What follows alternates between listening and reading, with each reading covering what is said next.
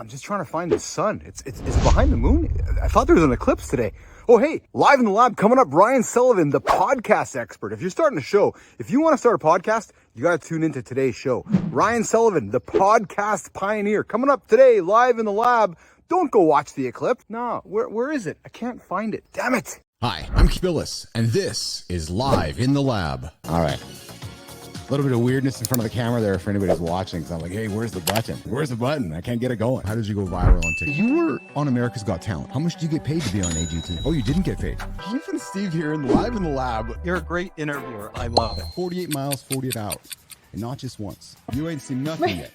I hit 50 last time, and I'm like, yeah, things are a little different than they were 10 years ago. So trust me, things are to keep. You have no time for the BS that much of society seems to put on the table. Why is that? Like, what you're talking about is real right now. There's just no bullshit here, but it's just real. We brought you in with some Marley. I said, Joseph, let's talk music for a second. You said, well, Keith, oldies, 60s, 70s, and 80s. I've never talked to a sir before. Why are you a sir? In many ways, we're the same story. I came from nothing. You came from nothing. I think the old saying goes that if you want a trophy, you climb Everest. If you want respect, you climb K2. I've built an AI myself, and it's pretty fascinating when you can have a conversation with yourself with your own knowledge. Have you done that before? Why are we rushing to make these tools if they're all they're going to do is hurt humanity? Does the world need an Oppenheimer moment with AI? What a fun show.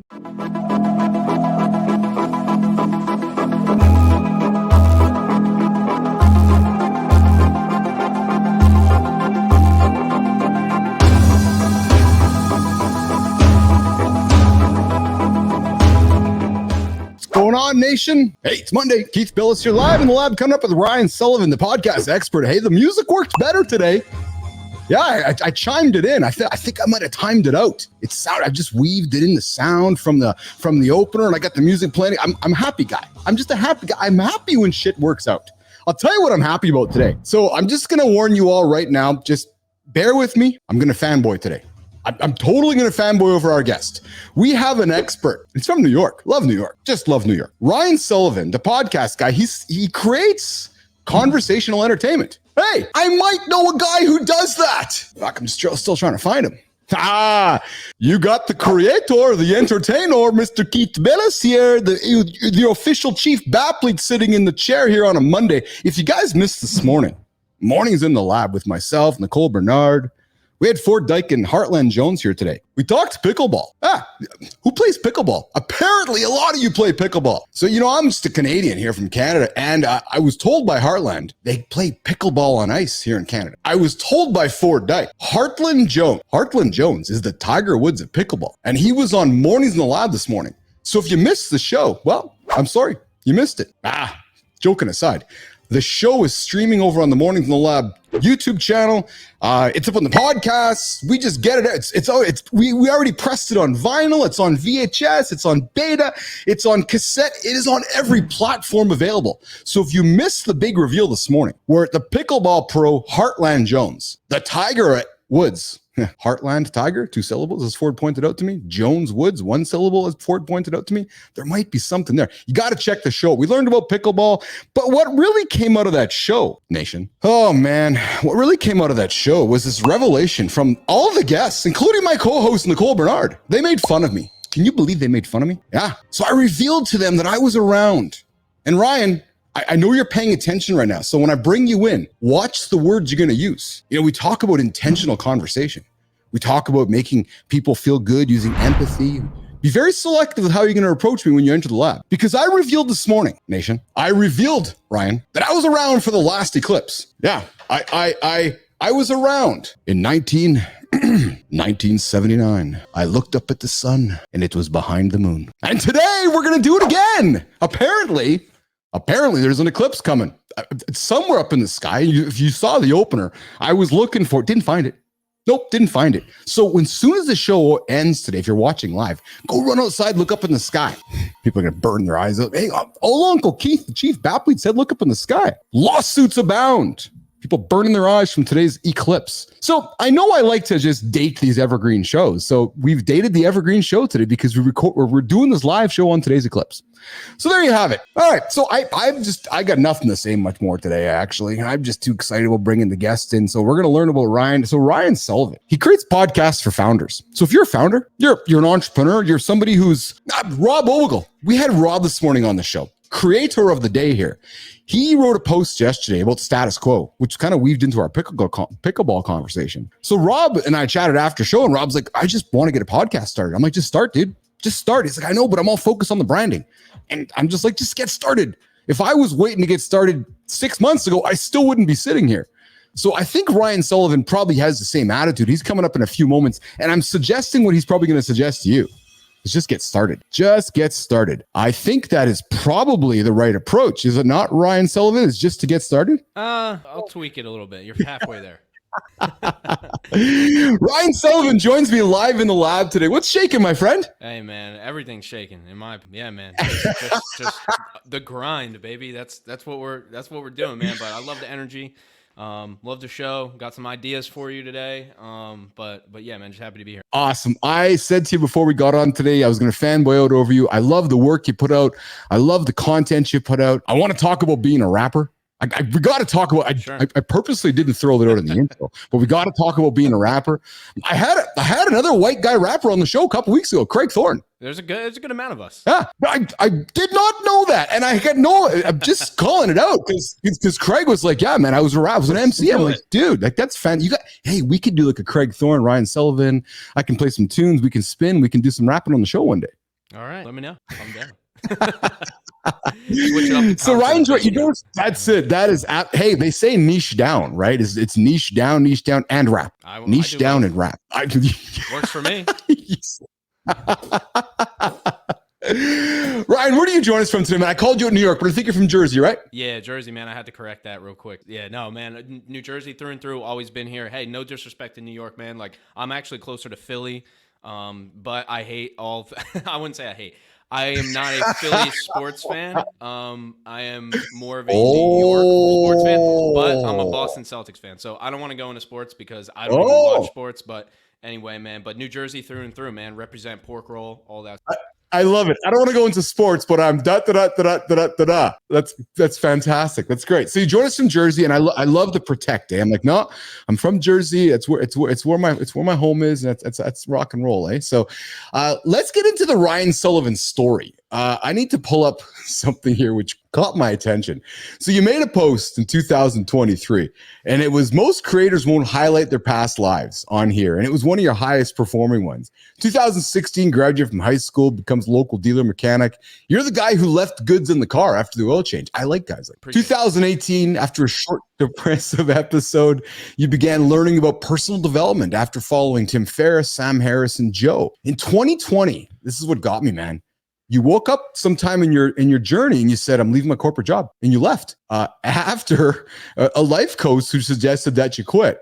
And then in 23, you started your own business, and Ryan Sullivan went on his own. That is a journey after my heart, and I got nothing but props to you. How has that journey gone, man? Man, yeah, it's been crazy.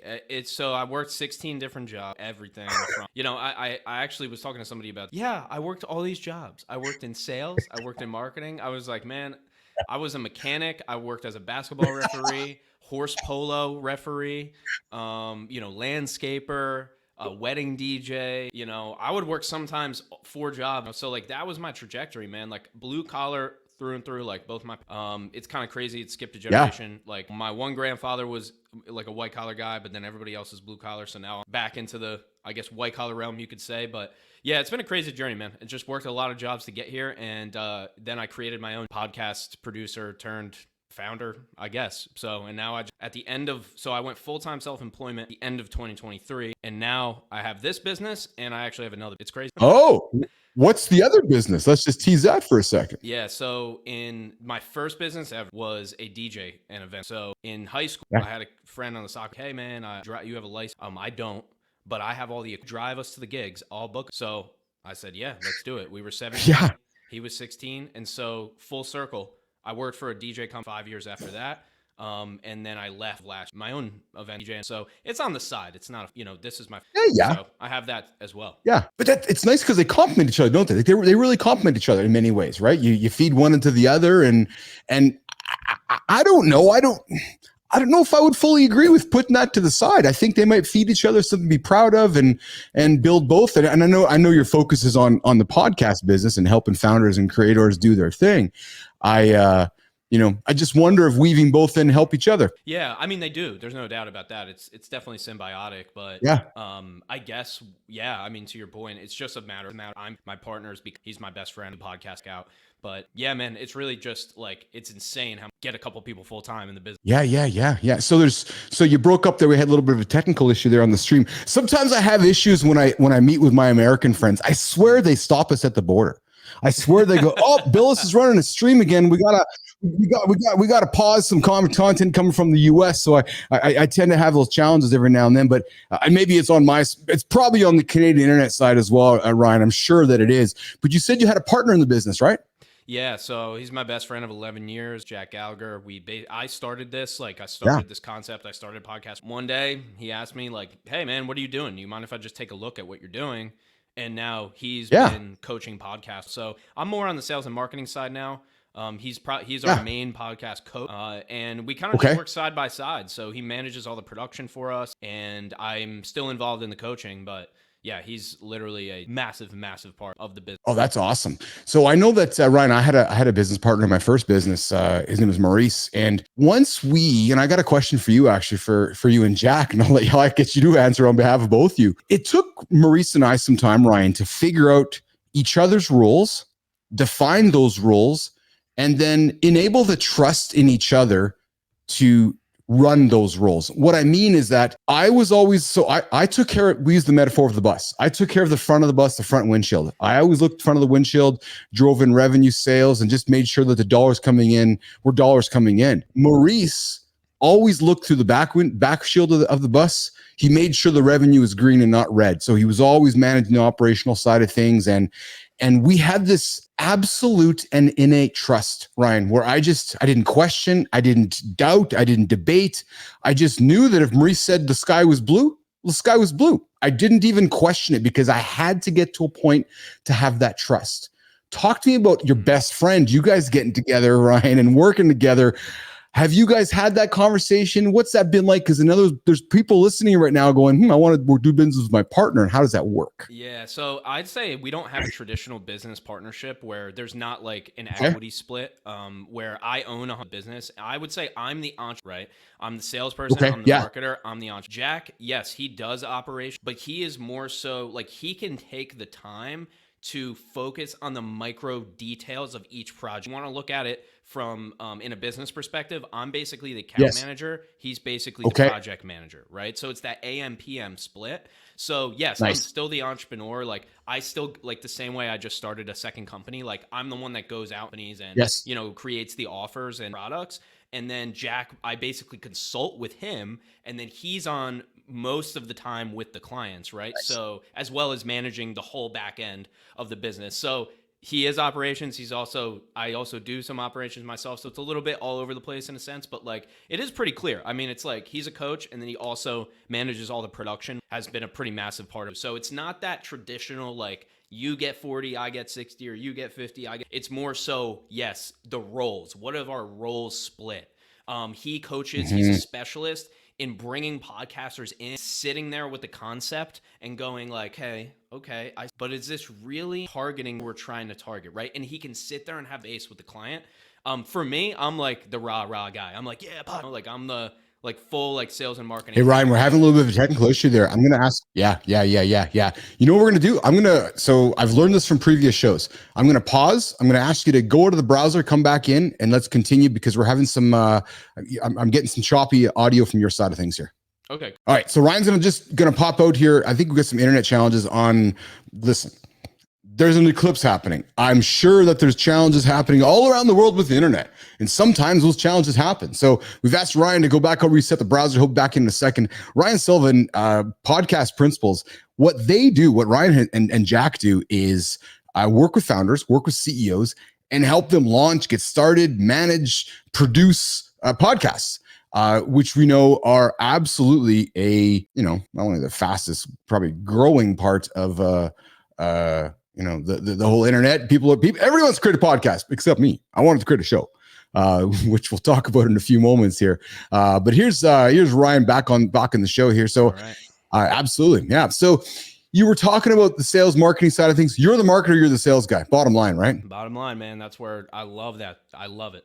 That's literally like if you get me, if like somebody stopped me on the street and they're like, "What do you want to talk about?" Right? Podcast, sales, marketing, business. You can get me on an 8-hour loop, man. I'll just keep talking about it. And that's again, when I see your content on LinkedIn and across the socials, that's the attitude that you certainly give out, is that you love what you're doing. The opinions you offer to people, the comments you offer are very helpful. You say, I have energy. I'm like, dude, this guy's got energy. He's like, I want to help. It's like, you got a podcast you want to start? Come knock on my door is the impression that I get from you. And then when I talked to Rob Ogle today, Rob was just talking. He's like, Ryan Sullivan's awesome, man. Ryan's been nothing but a great help to him, and et cetera, et cetera. So the reputation certainly precedes yourself, my friend. Well, yeah, I appreciate that. And it's also, this is a thing, like, right, like what you're doing right now is difficult to do it every single day, especially, right? So if I see somebody or come across somebody who is telling me they want to do something, right? Maybe it's a podcast or, for us, pre-recorded podcast, live streams, even more difficult, right? Has its own challenges.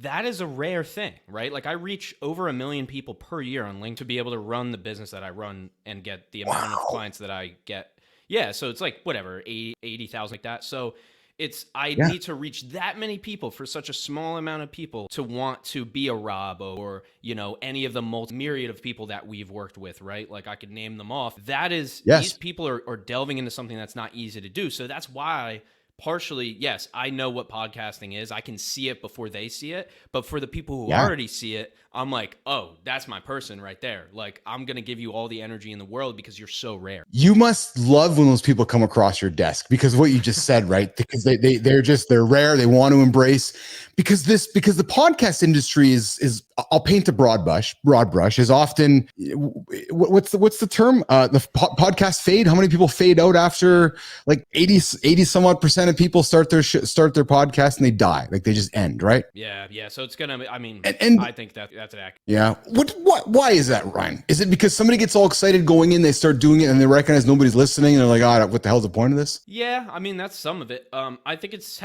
I actually think you could prevent a lot of it in the beginning. Because when people create podcasts based on it, and because sometimes because they found the best products, I'll say the best products are created by solving a problem that you have, right? So so the best podcasts typically are created by by creating content that isn't already out. Now, if you have an idea for something that is already, and you're just getting excited purely based on the fact that you want to do, that is different than creating a concept based on a gap in the market, right?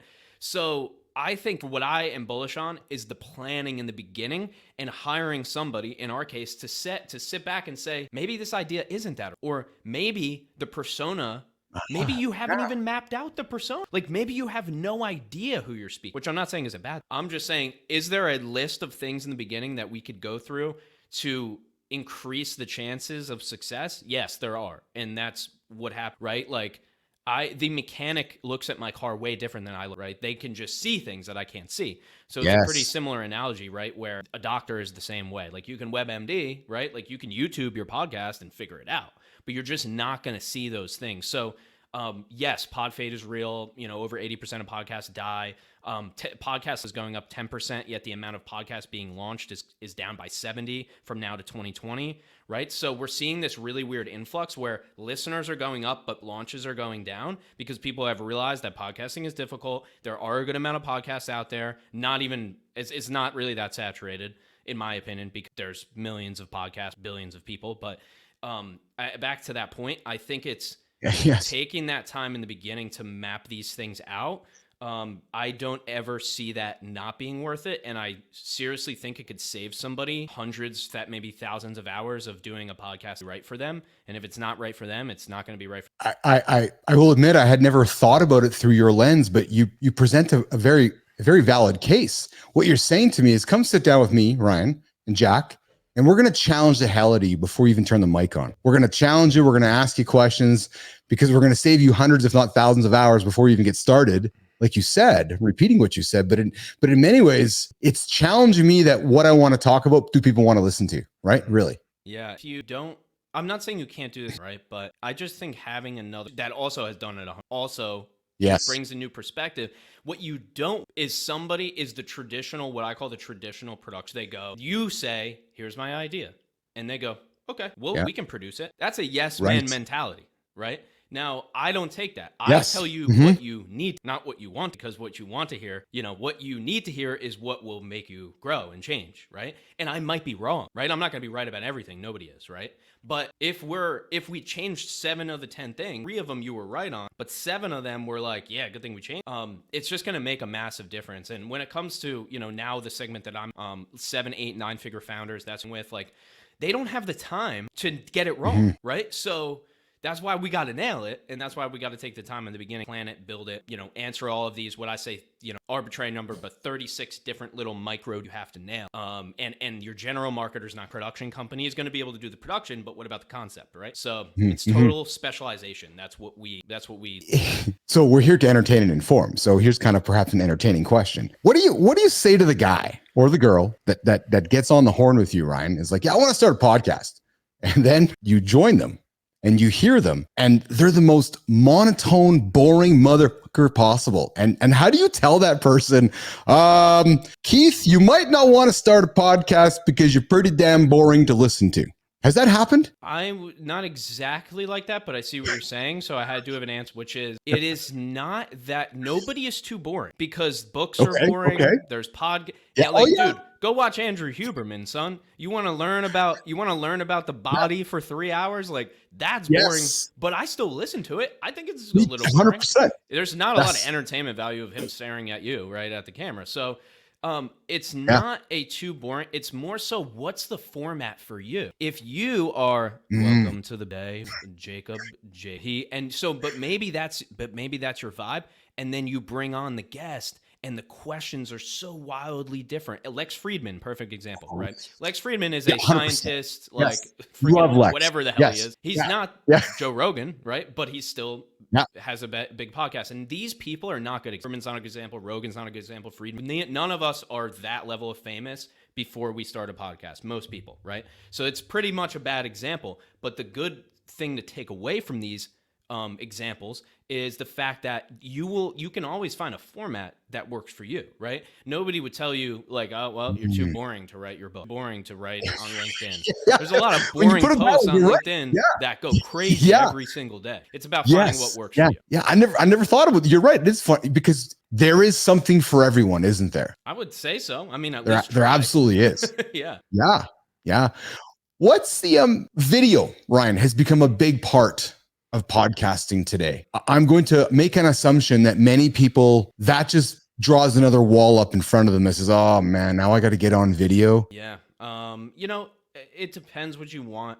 The level of the caliber of clients these days, it's not as much of a overhead. Like they can handle the overhead of video because they can hire a team, to help. But if you're going DIY or you're a solopreneur or a creator, that is totally. I literally had a comment today that said, my friend Tom literally said, like, I would start my podcast, but the editing is too overwhelming or whatever. So what I would say to that is the thing that has been commoditized in my industry is edit. It's very affordable. Now, do you have to manage a human? Yes, you have to manage a person. You have to hire them. You have to vet them. You have to sample them. You have a Slack channel or a Discord. Then you have to have a Google Drive and maybe Zapier, and so it can get complicated. But in terms of that, like I have the people that work they're all over the world. Like I hire based on talent and communication, right? I don't hire based on where you live or any of that. So what I'm saying is like, yes, the ideal thing for everybody, especially video, is to hire a company, right? Because then they have a team. But these people out there are so talented these days. Like what we do is we help our clients either. So if they come to us, we plan the podcast. If they're like, hey, I can't hire you guys for the production, or maybe we say it's right. Maybe we are like, hey, we're maxed. Like we can't produce your show. Or they don't want to hire a production company. We just help them hire their own editor. So that's the solution, right? I've hired a freelancer. I have 7 of them that have for years, or a team, right? Anybody, you can do that too. Absolutely. Yeah. Ryan, what do you say to somebody who says that, the podcasting industry was created out of necessity. And I want you to follow my train of thinking here. We weren't streaming content on our iPhone 3Gs. We weren't streaming content on our first iPhones, and really, we're just getting to a point where 5G networks, Wi-Fi 6, these streaming platforms are becoming somewhat ubiquitous. Podcasts and the ability to take massive amounts of content with you were born out of the fact that the technology hadn't caught up to the devices, like the streaming platforms had not caught up. Now we're moving to a place where YouTube is becoming the dominant factor. They just shut down Google Podcasts, and Spotify started video, and everybody's adding video, and YouTube just keeps doing this. Ryan, is the idea of a podcast, and I'm not asking this because this is your industry and this is your business, and I'm not trying to scare anybody, but is the idea of the podcast changing, Ryan, over the next 3 to 5, 7 years, where it's not so much about recording to put it in your pocket as much as it is this idea of creating spoken word content for your audience, however they receive it? Is that a better way to maybe describe it as we come upon the future? Yeah, in a sense. I mean, consumption is right. I mean, what I say is if you're selling something online, you need to create content online, and online content is mostly video. So how are you not making? So podcast is just one way to also make video. Now we could go into why it's better or worse. Podcast video versus other types of video, but in terms of consumption, right, there's a few things here. So first one is the news, right? The first one is how to the news, or how do they consume anything topical, right? Now there's been a shift, right? So there's been a shift from massive media conglomerates to individual, and a lot of those individual creators are now considered trusted sources by people, right? So exactly. And if you get on in any format, so that's how people would rather consume, right? Podcasts are bigger than Netflix. Rogan has 11 million downloads. CNN struggles to get 10,000, right? So let's look at just the consumption. Now we go to the evolution, which is radio, Stern. Then you have Sirius XM, Opie and Anthony, those guys. Then you move to podcast, Rogan, right? So these are just examples, but that's kind of how it's gone, right? It's gone each step of the way. More open format, more flexibility, less of somebody in the background being like, you can't say that, that's a liability. So the way obtain information has changed from the news source to TikTok. Most people, like my girlfriend, in the morning, she doesn't watch the news. She watches TikTok. So most people are getting most of their information from Facebook, TikTok, depending on your age, even LinkedIn. I'm on LinkedIn every morning, so that's where they have a bar on the side. I'm not consuming news. I just see a few headlines, and that's my news for the day, right?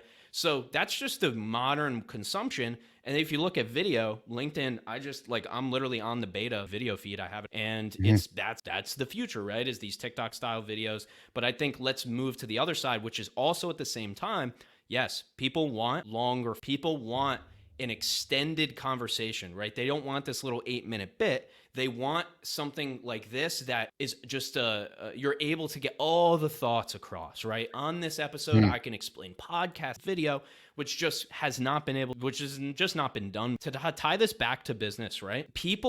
Our prospects and clients consume the same way. So that's why when you say B2B or business to business or even B2C or any of these terms, it's everybody's consuming how everybody else. So it's not as much like, well, business professionals would love to read blogs and articles, and white papers. It's like, no, they watch TikTok. Then that's just how people buy. So that is the, basically my soapbox of like, yes, it's changing. Video is the present and the future. And also, if I were to pick one, I would not pick one. I would not pick, hey, is it long form or is it short? It's both. That's in my opinion. It is. I agree with you. And I think perhaps this is a good time to ask for your help about, what I'm trying to do here with my big goal, and talk a little bit about that, because I'm going to reveal some secrets to you and to the nation that you probably know about, Ryan, but I want to share with you what I've learned here in the last few weeks. So humans have habits. Like you said, your girlfriend gets up in the morning and she checks for TikTok. Humans since the dawn of time have got up in the morning and turned on what? The morning show on the radio or the TV or CNN or something like that, right? So I've been watching for months, Ryan, that my LinkedIn blows up every morning between basically 6 a.m. till 9 a.m. kind of. So I'm here in central Canada. So basically 7 till 10, same time, right? So I'm like, hey, that's what all the LinkedIn activity is. And I noticed that that's when everybody comes, checks out my profile view because I make a comment and Ryan's like, oh, who's this Keith guy? So he sees Keith, he goes, clicks on his name and goes to his profile. So I said to myself one day after I smoked a big blunt, I'm like, oh man, I got this fucking great idea in my head. I am now going to stream in the morning like a typical morning show. So when I go leave a comment on Ryan's feed, Ryan's going to go, oh, who's this Keith guy? And then Ryan goes and clicks on my button. He comes to my page. And what's Keith doing, Ryan? Streaming, baby. Building trust. True. And then Ryan's like, oh, I kind of like this guy. I like what he has to say. So no, that literally happened, by the minutes. way. Like when I did go on your profile randomly and you were streaming. And so I clicked and I started watching it. So that literally did happen to me. I paused because I wanted to get the sound clip. So then you're like, oh, I kind of like this guy, maybe. And then you end up following me. And then tomorrow comes. Oh man, Ryan, I'm just revealing my secrets to everybody. Tomorrow comes. Ryan's on LinkedIn. He's checking his stuff out at 7 o'clock, 7:30 in the morning. Boom. Oh, Keith pops up again.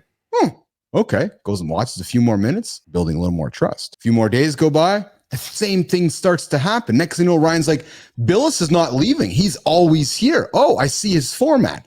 So Ryan, as you went through your Howard Stern, Sirius, all these old school kind of things you brought over the last maybe 10 years of how we've consumed content, that's how I've decided to bring my shows to life. I've wanted to take a little bit of Rogan, a little bit of Leno, a little bit of Wolf Blitzer, a little bit of CNN, a little bit of everything from the past to bring it into the future, build trust, create entertaining content that is not boring. I purposely, as a marketer, and you're a marketer, called it a show, not a podcast, because I didn't want to get it lumped into a podcast, even though it's a podcast. I just purposely use that kind of terminology, and I have fun poo-pooing my podcast friends. But as you were talking, Ryan, that was really the point of how I started the Live in the Lab. And then as I started seeing people's habits, I was like, I'm going to start a morning show and see what happens. So Nicole Bernard knocks on my door and says, hey, I need an accountability partner. I'd like one. I'm like, hey, I'll be your accountability partner. And I'm like, would you start a morning show with me? She's like, sure. So we just showed up one morning, Ryan, and nobody came. Then the next day, a few people came. Then the next day, a few more people came. And now people are coming all the time. We've got these segments, and all of a sudden it's 1985 again, and we have this morning show happening. And you're gonna laugh at this. So let me show you this. This is no, I think I might have deleted it, but we have a where did it go here? I thought it's gone.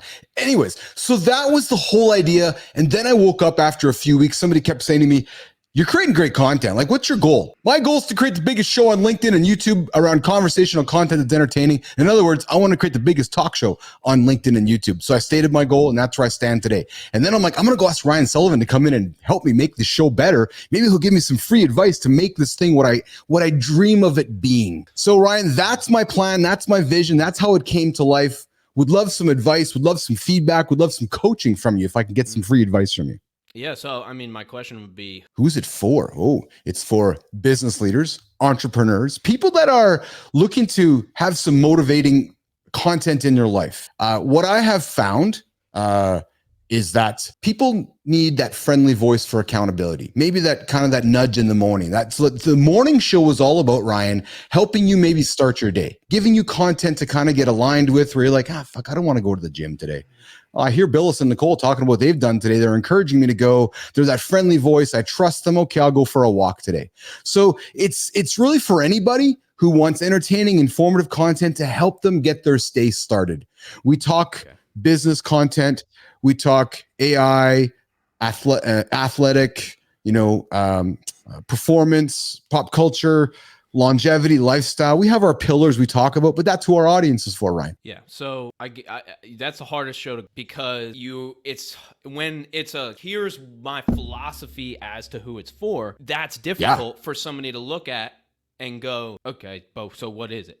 Like it's confusing. But that's okay. It's just here's how I look at it, right? You don't want to change your circumstances or like the format of your show just for an end goal right? Because then you won't be fired up, motivated, right? So it's like, I could say, hey, Keith, you got to niche down. You got to, right? Like we're not Rogan. We don't have a huge audience yet. So we got to nail this one niche. Then we'll expand. From a coaching perspective, that makes a lot of sense for me to tell you, right? But then you may go and change to that and you'd be like, I hate this show. Yeah.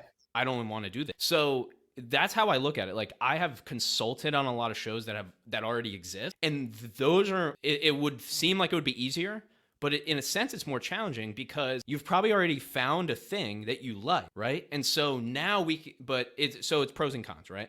So from the con side, it's like, well, we can't start over. From the pro side, it's like, okay, great. Well, now we kind of know what you like and what you don't like, right? So for you, it's co-hosted. For you, it's in the morning. Okay, great. For you, it's a little bit of business mixed with a little bit of motivation. Okay, I'm starting to get it now. And so my like of advice would be, okay, my questions would be, did you find the format that works for you? Yes. Did you find the niche? Well, not really. It's a little bit more broad. Okay, cool.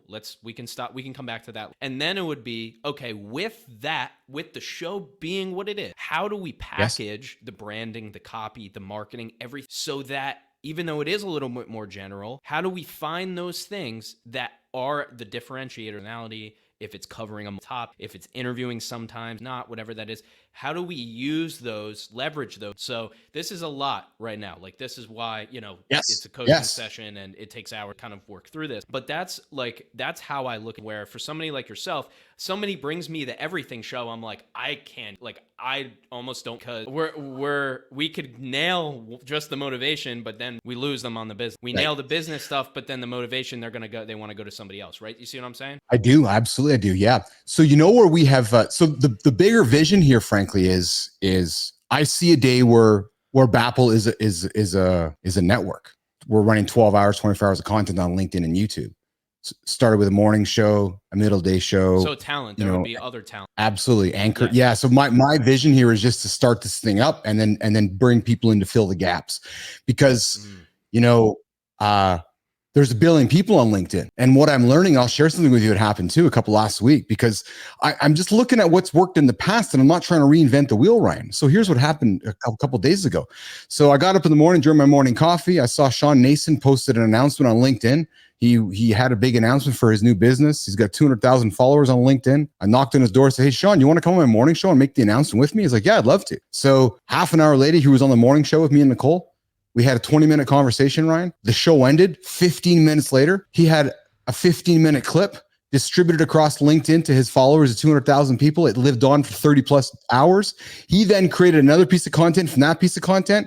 It lived on for actually 72 hours, and it touched thousands and thousands and thousands of people from that 1 minute reach out that I said to him, hey, you want to come on my show? And then it happened again on Friday, and then it happened again this morning. So you can start seeing what's happening here. And I created this segment called the Creator Spotlight. I shined a light this morning on Rob Ogle. I shine a light on somebody. So every single morning, I'm shining a spotlight on somebody inside of LinkedIn, right? Creating content for them, right? And the Creator Spotlight isn't even sponsored by anybody yet, right? So you can start to see the format of the show. Naomi Rose Everly came on a couple weeks ago, and we created a segment with her called, break down your LinkedIn profile. Just like I can create one with you called, come and sit down with the podcast coach, 7:30 on Wednesdays on Mornings in the Lab with Keith and Nicole. Yeah. Like, all I'm doing, Ryan, is taking these segments from yesterday's morning shows and these shows that people watched anyways, bringing them into a long form, and then chopping them up and distribute them later. Yeah, so it can become like LinkedIn's talk. That's exactly what it is. That's exactly what it is. And I'm already seeing demand. Are you down to advertise it like that? Because it's not. But I think it could. Good. So I am down to advertise like that. Absolutely. Yes, I do. Let's look at LinkedIn objective. If I tomorrow change everything about my whole entire brand to LinkedIn growth and amazing, and I only talk about my followers, I'll have 100,000, Now I won't have this business, I do, but I'm just using it as an example. LinkedIn, if you talk about it, it'll always, right? So what I would do, perfect, what you just said, the thing that you don't have a problem with, ideas. You got 1 billion of those. That's never a problem with you. You're an entrepreneur. You get that. Great. Now it's, okay, that's where I come in. How do we market, right? How do we talk? How do we get people in the door, right? How do you do the audience feedback where you, like the profile spotlight, roast the post, or, all these different segments that make people want to tune in, and it becoming LinkedIn's talk show, right? So the same way you said that repurposed video posted and then spread around LinkedIn because your friend repurposed it after being a guest, what you want is that on your posts every single day, and those posts getting a ton of engagement. Like, yeah, man, this is a 3, 6, 9, 12, 15, up to 24 month strategy. Like, if you were working with me, that's what I would do. Yes. It would take your content and create the LinkedIn strategy around it. And that's what I do with people before they go, because you already have a rate. We can come back to that later, right? So that's what I would do, man. And I think that that would be a bad idea. Maybe lean into that, have a few more LinkedIn on. If that's, and you don't have to segment to only LinkedIn, but that could kind of be, broad, overarching kind of topic. Yeah, no, this is extremely helpful because I want to tell you, Ryan, where I've lamented with a little bit. So when I made the statement that I want to be the biggest talk show host on LinkedIn and YouTube, I put the and LinkedIn and YouTube. And what I'm wondering in my head is whether I just want to end it after LinkedIn. Well, right. You're making it is so that much really more difficult if you want to, if you're going to add, it's going to be so YouTube, LinkedIn. Here's what I know to essentially know. LinkedIn, yes. You can just put and people will recognize it. The algorithm will recognize YouTube. You can have the best videos in the world. If YouTube's not ready for it, if the algorithm isn't dialed, like what I'm saying is there is no YouTube growth age. There are YouTube agencies that help you take your audience from 10,000 subs to 100,000. There's also agencies that help you buy subscribers, but there are no YouTube growth agencies in the sense of taking your channel from 0 to 100,000 subs. Why? Because that's not possible. Because you can post on YouTube forever and still get no traction, right? I do coaching on YouTube. I help people get up subs or whatever I'm at, right? But in terms of blowing it up, right? I had a client the other day, not to go too far down this rabbit hole, but he got 3,000 views on 7th podcast episode he got half of the subscribers that years to get. It took him about 6 episodes, probably about, right? Now, that's because it hit. It doesn't hit forever. So I'm just saying, I think you're making your life a lot harder. I mean, if you want to add LinkedIn and YouTube, it's like, I don't even know. I would say just try to make it number one on one. I don't know anybody who's grown on 5 platforms all at the same time and now they're killing it. I know all the people I know with millions of followers, millions of podcasts, they nailed one platform, then they expanded. Yeah. So again, extremely helpful, man. So because I'm just sucking this in. So let's get rid of the and YouTube and just make the biggest talk show on LinkedIn is really what you're saying. Keith, narrow in on that. And that's where we're going to make the focus. Conversational business talk show. We talk about everything that. Hey, you got to buy in. It's an hour long. We might shout you out, but it's an hour long. Like if you want a 10-minute podcast about content, okay, I do that, right? Like, all right, maybe that's Ryan's thing. If you want a 2.5-minute thing about leadership, Rob Ogle's going to have that for you, right? So it's about saying, hey, this is for who this is for. This is why you should listen to it. And if you don't fall into that category, all good. You're still going to see my episodes. Yes. Yeah, I'm a fan of if you don't like my stuff, that's okay because there's other people out there to go listen to it. Like I've always joked, Ryan, that Taylor Swift is the ultimate product market fit, isn't she? The best. Like if you're a marketer, you just got to study Taylor Swift because it's like that's the ultimate right there.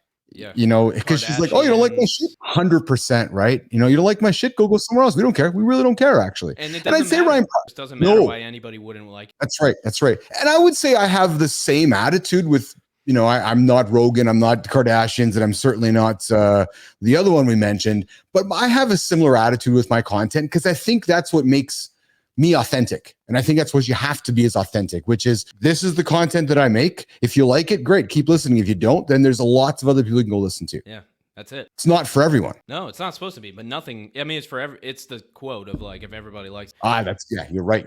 Yeah. But that's good advice. So I'm going to take that advice. You're going to see some changes to my profile. I'm probably going to and I can probably have fun with the banners. I could take the and YouTube and strike it out.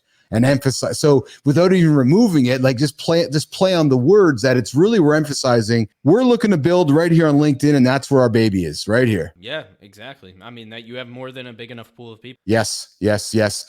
Ryan, so something else that has surprised me as I've embarked on this journey of streaming into LinkedIn. Not many people do this like I'm doing it. Why is that? Am I just drinking some bad Kool-Aid? Am I smoking bad cannabis? Am I just going down the wrong road? Am I seeing things differently?